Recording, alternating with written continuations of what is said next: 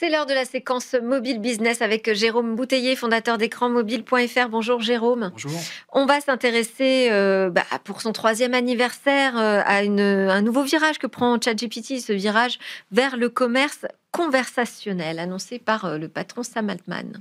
Effectivement, ChatGPT fêtait fin novembre son 3e anniversaire, en tout cas pour la version grand public. Et on peut dire que cette application a complètement transformé le secteur du digital. Sam Altman estime qu'il y a à peu près 800 millions d'utilisateurs désormais chaque mois pour ChatGPT. Au niveau global, on parle d'1,5 milliard d'utilisateurs de l'IA générative dans le monde. En France, une étude médiamétrique qui estime qu'aujourd'hui 40% des internautes utilisent l'IA générative. Ça monte même à 73% pour les 15-24 ans. Donc c'est vraiment un succès planétaire et qui a été extrêmement rapide. Alors on connaît ChatGPT pour sa capacité à générer du texte, traduire ou synthétiser. On connaît aussi Sora maintenant, qui est l'application qui permet de générer des images et surtout des vidéos avec de plus en plus de deepfakes toujours plus réalistes. Vous avez peut-être aussi découvert Atlas il y a quelques semaines, qui est un navigateur web agentique qui va en gros automatiser tout un tas d'activités sur Internet. Mais ce qui est effectivement aussi très intéressant, c'est le virage que prend ChatGPT vers ce qu'on appelle le commerce conversationnel. Alors, justement, qu'est-ce qu'on appelle le commerce conversationnel ? C'est-à-dire qu'on fait du commerce via une application de messagerie ? Alors effectivement, c'est un concept qui a été défini il y a une dizaine d'années par Chris Messina. À l'époque, il était lead développeur chez Uber, l'application de taxi, qui consiste effectivement à déplacer au sein d'une application de messagerie des activités transactionnelles de commerce électronique. Alors ça englobe les phases de découverte, de mise au panier, mais également d'achat ou de relations clients. Et ça peut se retrouver dans une application de messagerie instantanée ou un réseau social. Et c'est un concept qu'on redécouvre récemment avec l'arrivée des chatbots, puisqu'en fait, c'est une conversation avec un robot. Et donc, que fait ChatGPT dans ce domaine ? Alors, il y a eu plusieurs annonces majeures ces dernières semaines. La première, c'était avec Booking, qui est le géant néerlandais du tourisme. Et l'idée, c'est d'intégrer les destinations de Booking dans ChatGPT pour permettre aux utilisateurs de ChatGPT d'abord d'être aidés pour choisir une destination, un hôtel ou une destination touristique, mais également les accompagner dans les phases de réservation directement dans ChatGPT, donc sans aller sur Booking.com.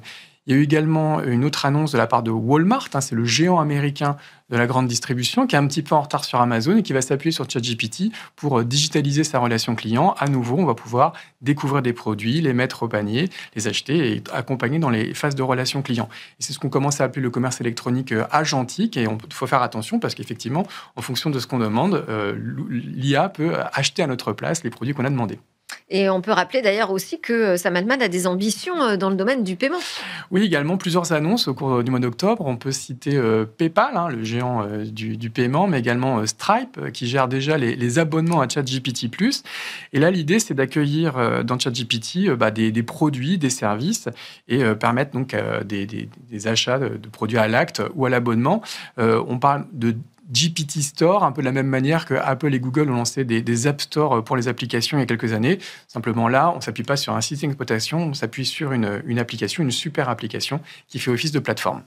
Et alors, de manière générale, vous pensez que ce commerce conversationnel pourrait vraiment faire de l'ombre au e-commerce classique ? Effectivement, on peut le penser. Le e-commerce classique, il a à peu près une trentaine d'années avec l'arrivée d'Amazon, avec des interfaces qu'on connaît bien, des mises au panier et des achats. Là, l'IA générative et le conversationnel vont un petit peu réinventer toutes ces phases donc de découverte de produits, de mise au panier, d'achat. On voit que ChatGPT travaille dessus. On peut également citer les réflexions de Meta pour ses applications WhatsApp ou Instagram. On a aussi Telegram qui a annoncé des choses. C'est qu'Amazon travaille dessus. Pour vous donner quelques chiffres, YouGov a fait un récent sondage et ils estiment que 37% des Français sont prêts à demander à l'intelligence artificielle de les aider pour leur futur cadeau de Noël. On a aussi des chiffres de Work qui estiment que ce e-commerce agentique et conversationnel pourrait représenter 136 milliards de dollars dès l'année 2025. Et si on se projette en 2030, on a une étude d'In Company qui estime que ça pourrait représenter 1700 milliards de dollars. Ça sera à peu près un tiers de tout le commerce électronique mondial. Ok, donc tout ça, ça représente une nouvelle manne et j'imagine que c'est plutôt bienvenu pour un OpenAI qui est en recherche de revenus parce que ça coûte très cher de faire des IA conversationnelles. Effectivement, on sait que l'IA aujourd'hui, c'est des dizaines, des centaines de milliards de dollars d'investissement dans les data centers, dans les équipes et effectivement, en plus des abonnements, prendre des commissions sur le commerce électronique, mais il y aura également aussi des revenus publicitaires pourraient contribuer à équilibrer le modèle économique d'OpenAI. Commencer à essayer d'en trouver un peut-être en tout cas. Merci beaucoup. Jérôme Bouteiller, je rappelle que vous êtes le rédacteur en chef et le fondateur d'écranmobile.fr. Merci pour vos éclairages et vos chroniques sur cette économie dans le monde du mobile. Merci à tous de nous avoir suivis. C'était Smart Tech. J'étais ravie de partager ces 28 minutes avec nous. Vous nous regardez sur la chaîne Be Smart for Change. À très bientôt.